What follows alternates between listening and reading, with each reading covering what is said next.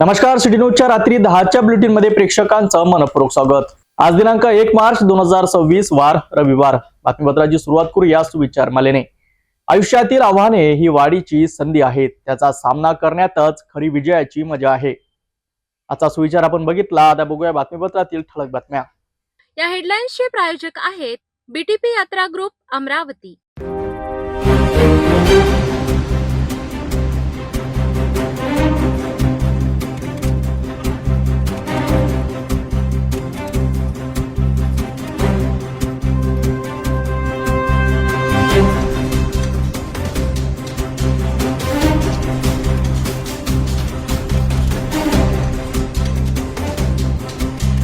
ठळक बातम्या बघितल्या, आता घेऊया एक छोटासा ब्रेक। शादी और ब्याह की शुरुआत आराधना साड़ी के साथ। Aradhana wholesale shopping mall L2 Bijland complex Nandgaon Peth Amravati Jawahar road Amravati. Break नंतर बघूया सविस्तर बातम्या। सुरुवातीला एक नजर टाकूया शहरातील गुन्हेगारी क्षेत्रातील घडामोडींवर।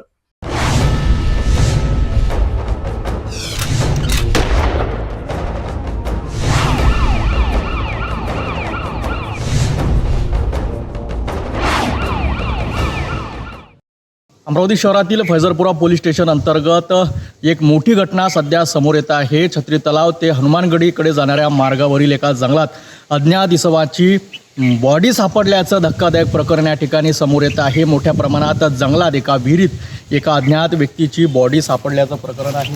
आपण सध्या त्याच घटनास्थळी दाखल होणार आहोत। मोठ्या प्रमाणात या ठिकाणी नागरिकांची सुद्धा गर्दी झाल्याचं ऐकण्यात येते आहे। पोलीस प्रशासन सुद्धा या ठिकाणी पोहोचलं आहे। खूप लांब जंगलात हे घटना घडल्याची जी आहे एकंदरीत माहिती आहे। आपण त्याच घटनास्थळी सध्या दाखल होणार आहोत आणि संपूर्ण या घटनेमागची माहिती सिटी न्यूजच्या माध्यमातून आम्ही आपल्यापर्यंत पोहोचवणार आहोत।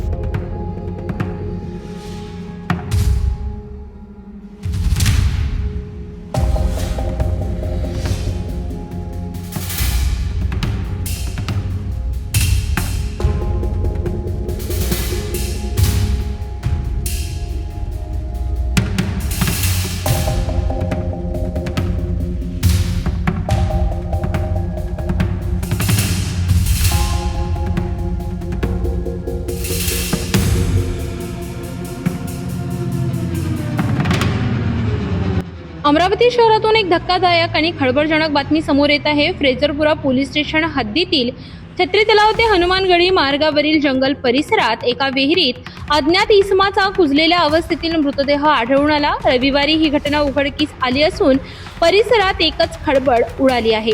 मिळालेल्या सविस्तर माहितीनुसार रविवार 1 मार्च रोजी सकाळच्या सुमारास जंगल परिसरात काही मजूर कामासाठी गेले असता त्यांना एका विहिरीत मृतदेह दिसून आला। त्यांनी तात्काळ याबाबत फ्रेजरपुरा पोलीस स्टेशनला माहिती दिली। माहिती मिळताच फ्रेजरपुरा पोलिसांचे पथक, फॉरेन्सिक लॅबची टीम आणि पोलीस उपायुक्त गणेश शिंदे घटनास्थळी दाखल झाले। विहिरीत आढळलेला मृतदेह पूर्णपणे कुजलेल्या अवस्थेत असल्यामुळे मृत व्यक्तीची ओळख पटविणे कठीण झाले। सध्या मृतदेह बाहेर काढून पुढील तपासासाठी पाठवण्यात आला असून मृत्यूचे नेमके कारण पोस्टमॉर्टम अहवालानंतर स्पष्ट होणार आहे। या प्रकरणाचा सखोल तपास सुरू असल्याची माहिती पोलीस उपायुक्त गणेश शिंदे यांनी दिली।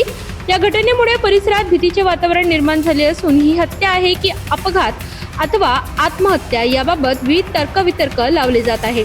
मृत व्यक्तीची ओळख पटविण्यासाठी पोलीस नागरिकांना आवाहन करीत असून या प्रकरणातील गूढ लवकरच उलगडेल अशी शक्यता व्यक्त केली जात आहे।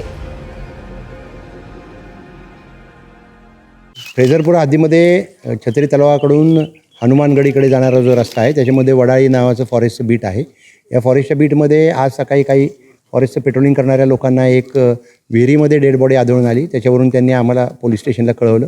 याच्यावरून राजापेठ आणि फ्रेजरपुरा पोलीस स्टेशनचे लोक इथं आले असता एक डेड बॉडी या विहिरीमध्ये दिसून आली। ती डेड बॉडी सहाय्यकांच्या मदतीने काढून घेण्यात आलेली आहे आणि या ठिकाणी आता आमची फॉरेन्सिकची टीम बेसिक एव्हिडन्स कलेक्शन करते आहे।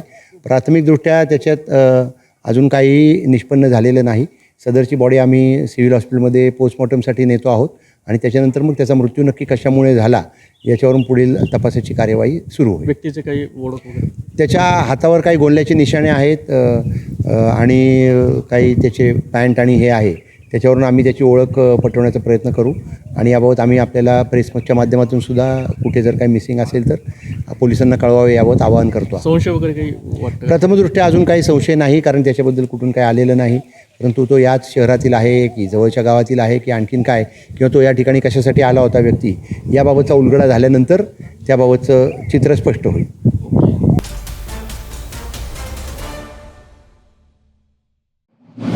आगामी होळी, धुलीवंदन आणि रमजान ईदच्या पार्श्वभूमीवर अमरावती ग्रामीण पोलिसांनी वाहतूक नियम तोडणाऱ्यांवर मोठी कारवाई केली आहे. चांदूर बाजार परिसरात राबविण्यात आलेल्या या कडक मोहिमेत शेकडो वाहन चालकांवर दंडात्मक कारवाई करण्यात आली असून लाखो रुपयांचा दंड वसूल करण्यात आलाय. प्राप्त माहितीनुसार पोलीस अधीक्षक विशाल आनंद यांच्या आदेशानुसार जिल्हा वाहतूक शाखा आणि चांदूर बाजार पोलीस ठाण्याच्या पथकाने संयुक्त कारवाई करत वाहतूक नियमांचे उल्लंघन करणाऱ्या वाहन चालकांवर धडक मोहीम राबविली. या मोहिमेदरम्यान अवैध प्रवासी वाहतूक करणाऱ्या वाहनांवर 3 गुन्हे दाखल करण्यात आले. तसेच विना हेल्मेट दुचाकी चालविणे, ट्रिपल सीट प्रवास, सीट बेल्ट न लावणे, नो पार्किंगमध्ये वाहन उभे करणे आणि मालवाहू वाहनातून मजुरांची धोकादायक वाहतूक करणाऱ्या चालकांविरोधात एकूण 189 केसेस करण्यात आल्या.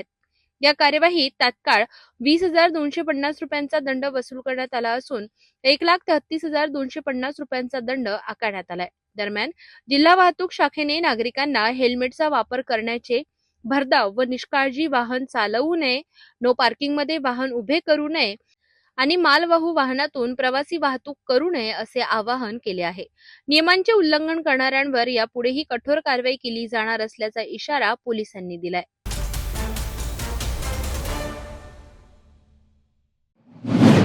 अमरावती महानगरपालिकेच्या विशेष सभेत साफसफाईच्या मुद्द्यावर जोरदार खडाजंगी पाहायला मिळाली. 250 कोटींच्या कोणार्क कंपनीच्या ठेक्यावरून सर्व पक्षांचे नगरसेवक संतप्त झाले. तब्बल 1 तास चाललेल्या या सभेत प्रशासनावर प्रश्नांचा भडीमार करण्यात आला, मात्र ठोस निर्णय काहीही झाला नाही. अमरावती शहरात कचऱ्याच्या आणि अस्वच्छतेच्या पार्श्वभूमीवर बोलाविण्यात आलेली मनपाची विशेष सभा चांगलीच गाजली. सत्ताधारी आणि विरोधक अशा सर्वच नगरसेवकांनी प्रशासनाला धारेवर धरत कोणार्क कंपनीच्या कामकाजावर तीव्र नाराजी व्यक्त केली. नगरसेवकांनी ठेक्याच्या अटींचे उल्लंघन होत असल्याचा आरोप करत दर महिन्याला अहवाल देण्याची मागणी केली.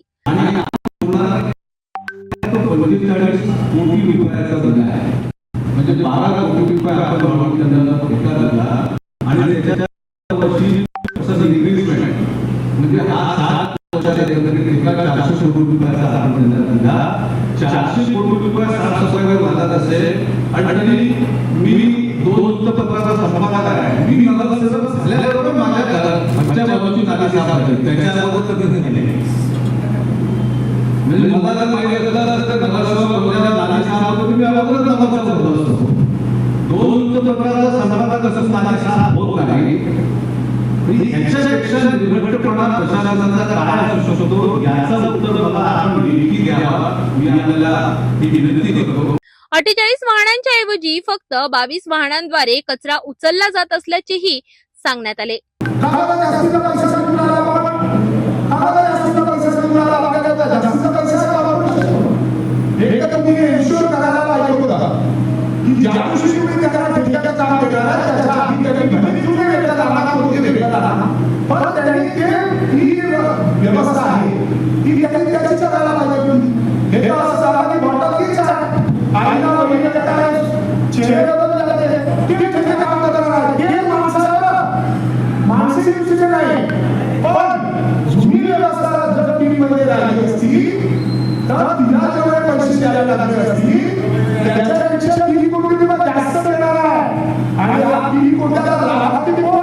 बायोमेट्रिक हजेरी प्रणाली लागू करण्याची ही मागणी यावेळी करण्यात आली. तर काँग्रेसचे नगरसेवक यांनी नियम व अटींचे उल्लंघन होत असल्याचे सांगत मनुष्यबळ आणि यंत्रसामुग्री अपुरी असल्याचा मुद्दा मांडला. आम्ही लोक महाराष्ट्राच्या महापौर परिषदेचे पदाधिकारी आलो. मी महाराष्ट्र महापौर परिषदेचा उपाध्यक्ष आलो. मिलिंदच्या ठिकाणी पदाधिकारी आले. आम्ही 2 लोक महाराष्ट्र महापौर परिषदेच्या पदाधिकारी म्हणून काम केलं आमच्या कार्यकाळामध्ये. आणि हे गोष्ट लक्षात ठेवा सभापती महोदय, इतर महापालिकेचे तुम्ही काढले बिट्टू रस्त्याने फिरतो तर त्याचा दबाव आहे. औरंगाबाद महानगरपालिका आणि अमरावती महानगरपालिका एकाच वेळेला स्थापन 1983 त्या महापालिकेची स्थिती पहा, आपल्या महापालिकेची स्थिती पहा. बीपीओ रस्त्याने निघतो इतका गदारोळ आहे की सफाई कामगारापासून नगरपालिकापासून सगळी व्यवस्था सॅनिटरी सेक्टर दूर दादासाहेब तुमचा दादा नाही. आयुक्त मंडळाने ही जोगालिका आहे. आयुक्तांचं प्रत्यक्ष माहिती घेणे आणि त्या आरोग्य विभागावर लक्ष ठेवणे आणि त्याच्याकडून काम करून घेणे ही जबाबदारी असताना तुम्ही खालचे लोक काम करत नाही म्हणून सभापती महोदयांना भेटावं लागते. अरे नगरसेवकाचा कार्यालय काय साफसफाई? अरे सातव्या निवडून आल्यावर आम्हाला जर कोण खाली साफ करायचं काम सांगत असेल त्याच्यापेक्षा काय दुष्परिणाम आहे? तर बबलू शेखावत यांनी मनपा प्रशासनावर शहर लुटल्याचा गंभीर आरोप केला. AIMIM, राष्ट्रवादी काँग्रेस, शिवसेना आणि भाजपाच्या नगरसेवकांनीही आपापल्या प्रभागातील कचऱ्याच्या समस्यांचा पाढा वाचला. रमजान महिन्यातही नियमित साफसफाई होत नसल्याचा मुद्दा उपस्थित करण्यात आला. गेल्या 5 वर्षात साफसफाईसाठी तब्बल 1284 कोटी रुपये खर्च होऊनही शहरात कचऱ्याचे ढीग असल्याने ठेकेदारांना ब्लॅक लिस्ट करण्याची मागणी जोर धरू लागली. दरम्यान सत्ताधारी गटनेते चेतन गावंडे आणि महापौर श्रीचंद तेजवानी यांनी प्रशासनाचा बचाव करण्याचा प्रयत्न केला. मात्र आरोप प्रत्यारोपांच्या गदारोळात कोणताही ठोस निर्णय होऊ शकला नाही. साफसफाईच्या प्रश्नावरून मनपाच्या सभेत झालेला हा गदारोळ शहरातील गंभीर परिस्थिती अधोरेखित करतो. कोट्यवधींचा खर्च होऊनही नागरिकांना स्वच्छता मिळत नसल्याने आता प्रशासन नेमकी कोणती कारवाई करते याकडे अमरावतीकरांचे लक्ष लागले आहे.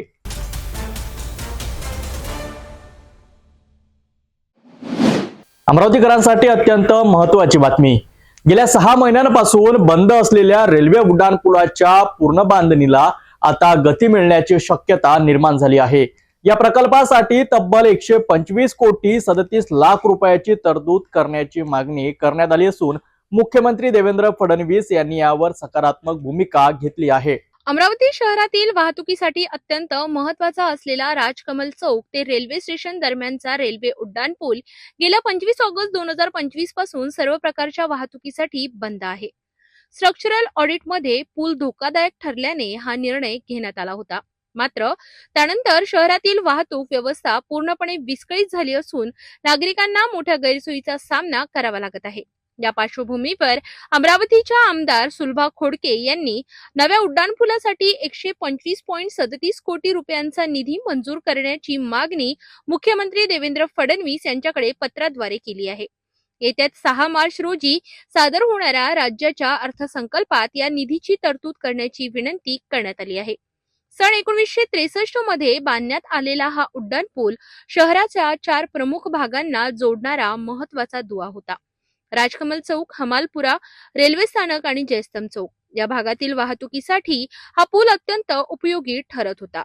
पूल बंद झाल्यापासून शहरात सतत वाहतूक कोंडी होत असून व्यापारी, विद्यार्थी आणि सर्वसामान्य नागरिक त्रस्त झाले आहेत.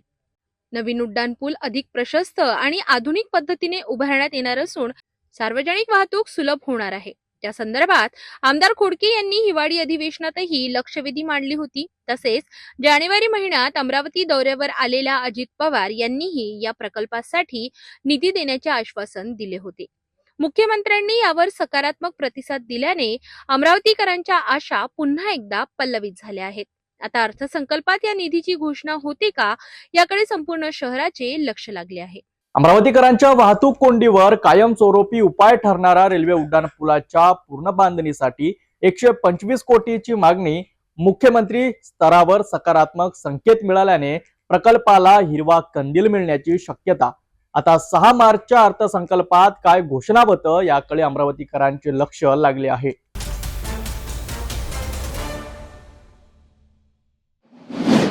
होळी हा हिंदू धर्मातील अत्यंत महत्वाचा सण असून यंदा सोमवार 2 मार्च रोजी संपूर्ण देशभर होळी साजरी होत आहे. अमरावतीतील अंबादेवी संस्थानची नवसाची होळी ही तब्बल 200 ते 250 वर्षाची परंपरा जपत आजही भाविकांच्या श्रद्धेचे केंद्र बनली आहे. या होळी दहन सोहळ्याची आणि रंगपंचमीच्या दिवसाच्या मंदिर व्यवस्थेची सविस्तर माहिती पाहूया विशेष रिपोर्टमध्ये. अमरावती शहरातील अंबादेवी संस्थांमध्ये होळीचा सण अत्यंत भक्तिभावाने साजरा केला जातो. या ठिकाणी होळीच्या तब्बल 1 महिना अगोदर एक विशेष वृक्ष उभारण्यात येतो. या वृक्षाला दररोज पूजा अर्चना केली जाते. भाविक या वृक्षाला नारळ बांधून नवस मागतात. नवस पूर्ण झाल्यानंतर पुन्हा इथे येऊन पूजा करण्याची परंपरा आहे. त्यामुळे या होळीला नवसाची होळी म्हणून ओळखले जाते. सोमवारी सायंकाळी नेमक्या 6 वाजता विधिवत होळी दहन करण्यात येणार आहे. यासाठी शहरासह जिल्ह्यातून मोठ्या संख्येने भाविक अंबादेवी संस्थांमध्ये दाखल होत आहेत. दरम्यान मंगळवार 3 मार्च रोजी रंगपंचमीच्या दिवशी ग्रहण असल्यामुळे मंदिर दुपारी 2 वाजेपासून ते रात्री 8 वाजेपर्यंत दर्शनासाठी बंद ठेवण्यात येणार आहे. त्यानंतर शुद्धीकरण व विधिवत पूजा करून मंदिर पुन्हा भाविकांसाठी खुले करण्यात येईल, अशी माहिती मंदिर संस्थानचे सचिव डॉक्टर जयंत पांढरेकर यांनी दिली. अंबादेवी संस्थानमध्ये दरवर्षी होळीनिमित्त होलिकोत्सव दहन होत असतं आणि हे उद्या यावर्षी 2026 साली उद्या सोमवारी संध्याकाळी 6ला होलिका दहन होणार आहे. साधारणतः ही पूजा 1 तास चालते आणि 6 ते 7 पर्यंत पूजा होऊन होलिका दहन त्या दिवशी होणार आहे. याचं महत्त्व असं आहे की इथे 1 महिन्यापासून आपण इथे एक वृक्ष उभारतो आणि त्या वृक्षाला इथे येऊन लोक नारळ अर्पण करतात. त्याचप्रमाणे असं जे हे असतात मन्नत मागतात, आपण त्याला म्हणतो मनोकामना पूर्ण होण्यासाठी आपण हे मागतात लोक. आणि आपण ते बघू शकतो की ते खूप सारे नारळ, खूप साऱ्या गाठी आणि खूप सारे गौरीचे हे ते ठेवलेले आहे आणि अर्पण करतात. आणि या सगळ्याचं 1 महिनापर्यंत असं लोक त्याला अर्पण करतात. इथे येऊन मनोभावे आपल्या मनोकामना देवीसमोर प्रकट करतात आणि त्याचं होलिका दहन हे रीतसर होळीच्या दिवशी इथे पूर्ण होत असतं. असं या महत्वाचं आहे. साधारणतः एक 200 ते 250 वर्षांची परंपरा या होलिका दहनाला आहे. आणि पूर्वीपासून जेव्हा अगदी अमरावती गावाची ही जी अंबादेवी संस्थान जी आहे ती ग्रामदेवता म्हणून मानला जात होतं. तर गावाच्या बाहेर ही एकमेव होळी व्हायची आणि तेव्हापासून तिचं या होलिकेचं महत्त्व आहे. म्हणून या होलिका दहनाला जवळपास 200 ते 250 वर्षांची खूप अशी मोठी परंपरा आहे. म्हणजे यावर्षी जे ग्रहण खंडग्रास चंद्रग्रहण आलेलं आहे हे परवा म्हणजे मंगळवारी सुरू होत आहे. साधारणतः आम्ही सकाळची जे पूजा अर्चा आटपून दुपारी 2 पासून मंदिर भक्तांकरता बंद राहणार आहे आणि त्यानंतर साधारणतः 7:30 ते 8 वाजेपर्यंत पूर्ण मंदिर स्वच्छ धुण्यात येईल आणि त्यानंतर 8 नंतरच मग देवीचं पूजा होईल आणि त्यानंतर हे मंदिर भक्तांच्या दर्शनाकरता उघडं राहणार आहे. अशा प्रकारे श्रद्धा, परंपरा आणि भक्तीचा संगम असलेली अंबादेवीची नवसाची होळी अमरावतीकरांसाठी विशेष आकर्षण ठरत आहे.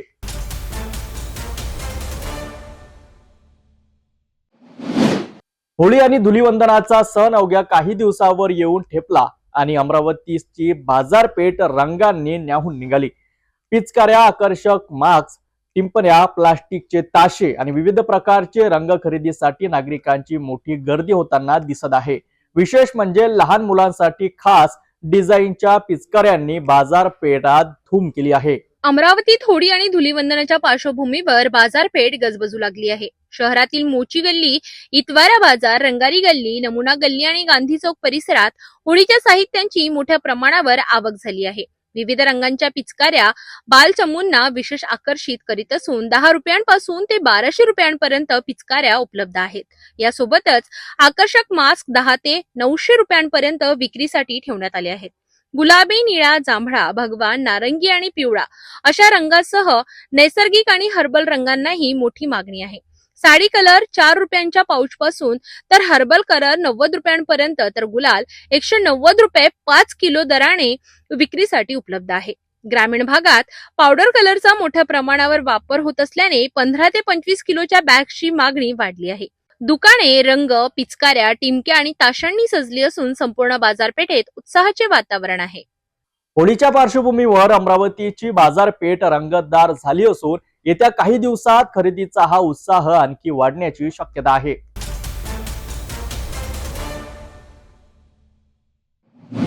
तिवसा तालुक्यात कर्जमाफीच्या मागणीसाठी प्रहार संघटनेने अनोखे आंदोलन छेडले आहे.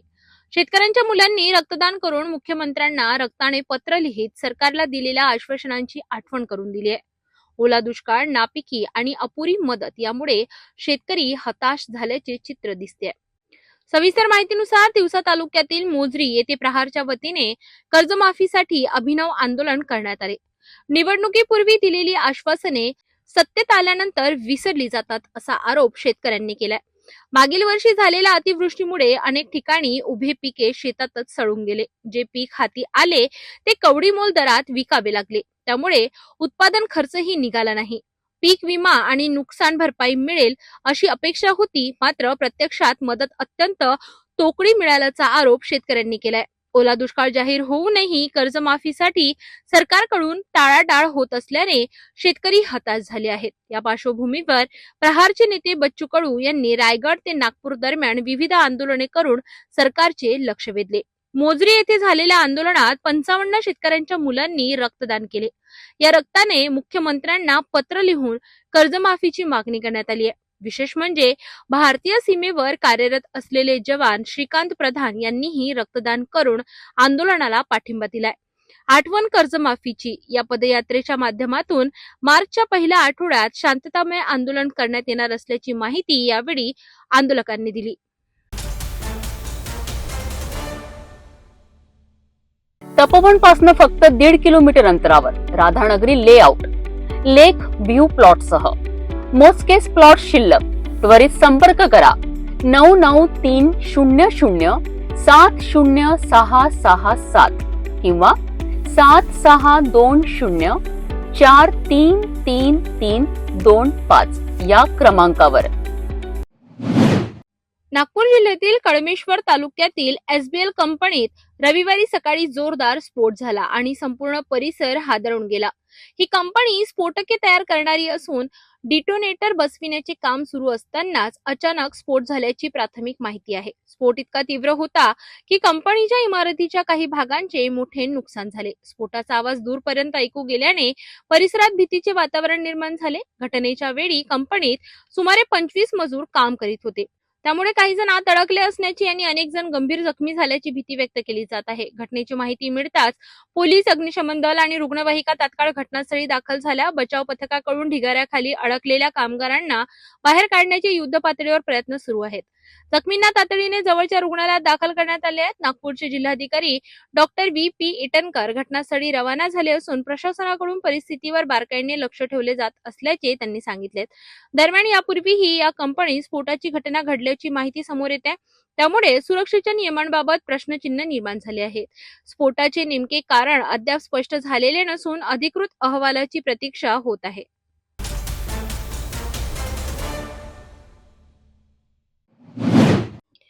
नागपूर जिल्ह्यातील काटोल तालुक्यात रविवारी सकाळी भीषण स्फोट होऊन 17 निष्पाप कामगारांचा दुर्दैवी मृत्यू झालाय, तर 18 जण गंभीर जखमी झाले आहेत.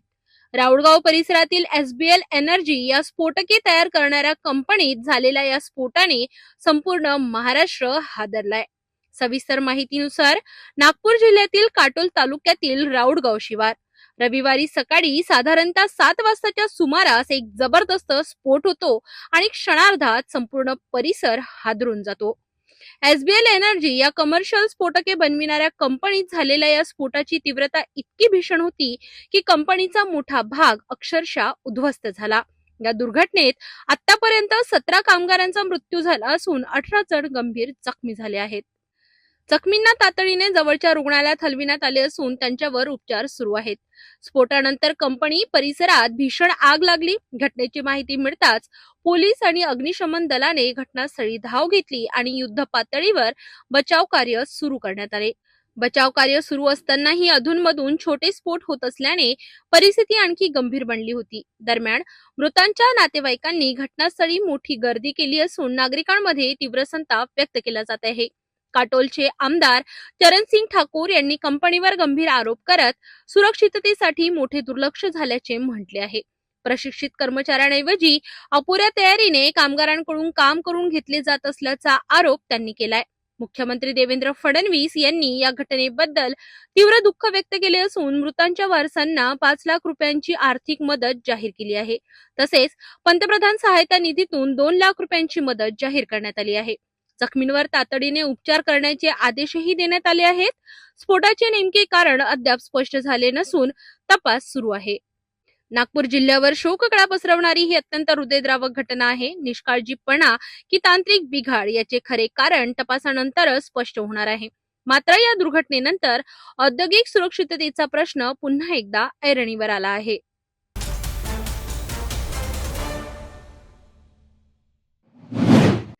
बेलतरोडी पोलीस ठाण्याच्या हद्दीतील सप्तगिरी नगर येथील प्लॉट नंबर 1 आणि 2 येथे 22 फेब्रुवारी 2026 रोजी घरफोडीची घटना घडली होती. या प्रकरणी भारतीय न्यायसंहितेच्या कलम 305 अ व 331(4) अंतर्गत गुन्हा दाखल करण्यात आला होता. या गुन्ह्याचा समांतर तपास गुन्हे शाखा युनिट क्रमांक 4 कडून सुरू असताना गुप्त बातमीदारामार्फत खात्रीशीर माहिती मिळाली की आरोपी नंदनवन परिसरातील केडीके कॉलेज टी पॉइंट येथे फिरत आहे. मिळालेल्या माहितीनुसार पोलिसांनी तात्काळ सापळा रचून मोहम्मद जाकीर, मोहम्मद शाहिद व गोविंद काशीराम साखरे या 2 आरोपींना ताब्यात घेतले. प्राथमिक चौकशीत त्यांनी आपल्या आणखी एका साथीदारासह बंद घर पाहून घरफोडी केल्याची कबुली दिली. पोलिसांनी आरोपीकडून चोरीतील सोन्या चांदीचे दागिने, मोबाईल फोन, कागदपत्रे तसेच गुन्ह्यात वापरलेली 4चाकी गाडी असा एकूण 5,98,000 रुपयांचा मुद्देमाल जप्त केलाय. अटक करण्यात आलेला आरोपी मोहम्मद जाकीर हा सराईत घरफोडी करणारा चोर असून त्याच्यावर विविध पोलीस ठाण्यात घरफोडी, चोरी व चेन स्नॅचिंगचे गुन्हे दाखल आहेत. तर दुसऱ्या आरोपीवर बॅटरी चोरीचे गुन्हे नोंद आहेत. या संपूर्ण कार्यवाहीत पोलीस निरीक्षक नंदा मनगटे यांच्या मार्गदर्शनाखाली गुन्हे शाखेच्या पथकाने महत्वपूर्ण भूमिका बजावली. पोलिसांकडून फरार आरोपींचा शोध सुरू असून या कारवाईमुळे परिसरातील घरफोड्यांच्या गुन्ह्यांना मोठा आळा बसणार आहे, अशी आशा व्यक्त केली जात आहे.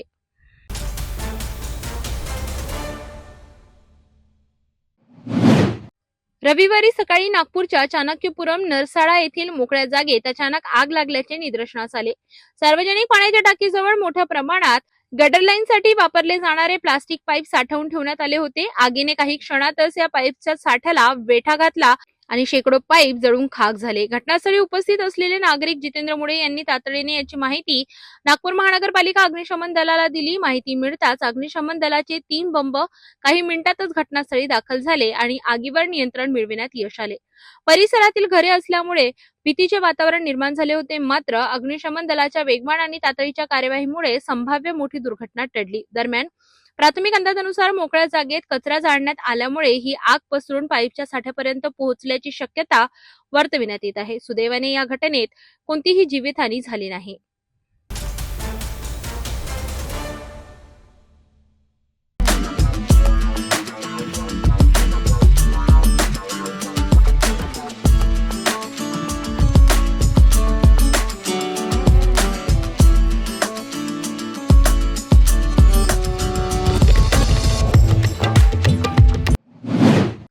तेल्हारा शहराजवळील शेरी फाट्यावर रविवारी झालेल्या भीषण अपघाताने संपूर्ण परिसर हादरला. दुचाकी आणि आयशर वाहन यांच्यात झालेल्या जोरदार धडकेत 3 अल्पवयीन मुलांचा दुर्दैवी मृत्यू झाला.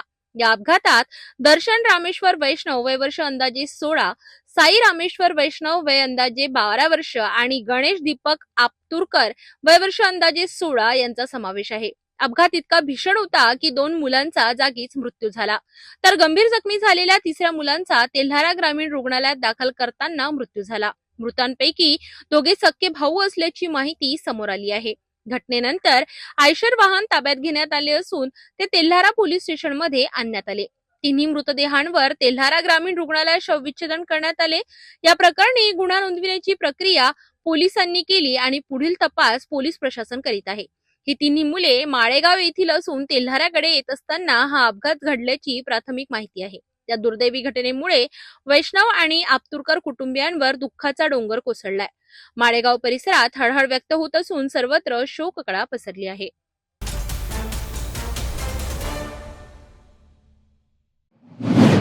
कामरगाव हे वाशिम जिल्ह्यातील महत्त्वाचे व्यापारी केंद्र. मात्र या ठिकाणी सुरक्षेचा पूर्णपणे बोजवारा उडाल्याचे चित्र समोर आले आहे. 28 फेब्रुवारीच्या रात्री अमरावती येथील रहिवासी योगेश दिलीपराव ठाकरे यांनी नेहमीप्रमाणे आपले सोन्या चांदीचे दुकान बंद केले. मात्र 1 मार्च रोजी पहाटे 5:30 वाजताच्या सुमारास दुकान फोडल्याची माहिती मिळताच एकच खळबळ उडाली. अज्ञात चोरट्यांनी दुकानाचे चॅनल गेट आणि शटरचे कुलूप तोडत आत प्रवेश केला आणि दुकानातील तब्बल 2 किलो 70 ग्रॅम चांदीचे दागिने, देवघरातील वस्तू आणि जुनी मोड असा एकूण 4,90,000 रुपयांचा ऐवज लंपास केला. या घटनेनंतर स्थानिक व्यापाऱ्यांनी पोलीस प्रशासनाविरोधात तीव्र संताप व्यक्त केला. गावात रात्रीची गस्त होत नसल्याचा आरोप करण्यात येत आहे. पूर्वी पोलीस चौकीत दिवसा 3 आणि रात्री 2 कर्मचारी तैनात असायचे, मात्र आता एवढ्या मोठ्या गावाची सुरक्षा केवळ एका कर्मचाऱ्यावरच सोपविण्यात आल्याची धक्कादायक बाब समोर आली आहे. ठाकरे जिल्ह्याचा संचालक शैलेश दिलीपराव ठाकरे काल मध्यरात्री रात्री 3-3:15 दरम्यान दुकानात चोरी झालेली आहे. दुकानातील साधारण 1 घंटा चोरी करून त्यांनी माझ्या दुकानातील चांदीचा पूर्ण माल, जवळपास 5-5.5 लाख रुपयाचा माल चोरून नेलेला आहे.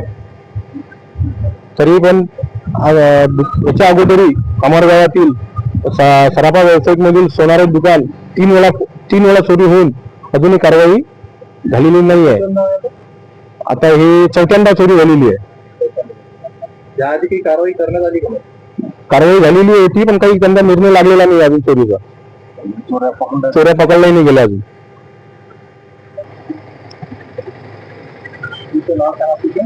शिवाजी किसनराव शिंदे पाटील, श्री खंडोबा ज्वेलर्स संचालक. सर, तसेच याच्या अगोदरही आपल्या कामरगाव नगरीत 2019 मध्ये 2 ते 3 वेळा चोरीचा प्रयत्न झालेला आहे. पण याच्या अगोदर चोर सापडले किंवा नाही ते पोलीस प्रशासनालाच माहिती आहे आणि ह्या घटना तसेच वारंवार घडत आहेत. तर याच्याकडे पोलीस प्रशासनाने जातीनं लक्ष द्यावे, तसेच कामरगाव पोलीस चौकीला स्टाफ वाढवण्यात यावा. आणि पेट्रोलिंग होते का इथे? पेट्रोलिंग होते किंवा नाही याच्याबद्दल दुमत आहे. आणि तसेच कामरगावचा पोलीस चौकीला स्टाफ वाढवले तर पेट्रोलिंग जास्तीत जास्त करण्यात यावा. आणि कामरगाव नगरीत तसे सराफांची दुकानं 13 ते 14 आहेत. विशेष म्हणजे ठाकरे ज्वेलर्समध्ये याआधीही 2 ते 3 वेळा चोरी झाली होती, मात्र एकाही प्रकरणाचा छडा लावण्यात पोलिसांना यश आलेले नाही. आम्ही रात्रंदिवस मेहनत करून व्यवसाय करतो, पण आमचा माल सुरक्षित नाही, असा संतप्त सवाल व्यापाऱ्यांनी उपस्थित केलाय. जोपर्यंत पोलीस गस्त वाढवली जात नाही आणि पूर्ण क्षमतेने कर्मचारी तैनात केले जात नाहीत, तोपर्यंत आंदोलनाचा इशारा ग्रामस्थांनी दिलाय. सध्या या प्रकरणाचा पुढील तपास पोलीस करीत आहेत. कामरगाव हे तालुका लेवलचं गाव आहे, त्यामुळे आमच्या इथं कसं आहे, वरळी तालुका लेवलचं गाव आहे, त्यामुळे आमच्या इथं पोलीस प्रशासन जे आहे हे कमी आहे. त्याच्यामुळे आमच्या इथं आमची मागणी आहे सगळी व्यापारी लोकांची की कामरगावमध्ये पोलिसांची जे संख्या आहे ती वाढवावी, कारण की बाजारपेठ बरीच मोठी आहे. आज आमचं गाव हे तालुका लेवलचं गाव आहे, त्यामुळे आमच्या इथं वारंवार अशा घटना घडून राहिल्या आहे. आमच्या इथं माझ्याही दुकानात माझा प्रयत्न झाला होता चोरीचा, पण ते काही माणसाच्या निदर्शनात आल्यामुळे तो प्रयत्न टळला. तसंच आमचं हेच मागणं आहे की प्रशासनानं याच्यावर लक्ष देऊन म्हणजे पोलिसांची जी संख्या आहे ही रात्रीच्या वेळेस किंवा वाढून द्यावी, ही आमची मागणी आहे सगळ्या व्यापारी लोकांची.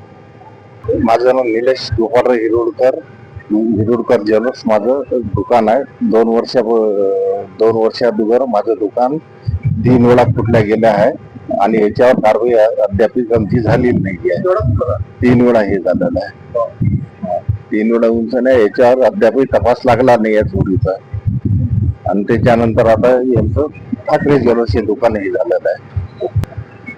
मी पवन वर्मा, श्री साईनाथ ज्वेलर्सचा संचालक. माझ्या पण दुकानामध्ये 2019 साली चोरी झाली होती.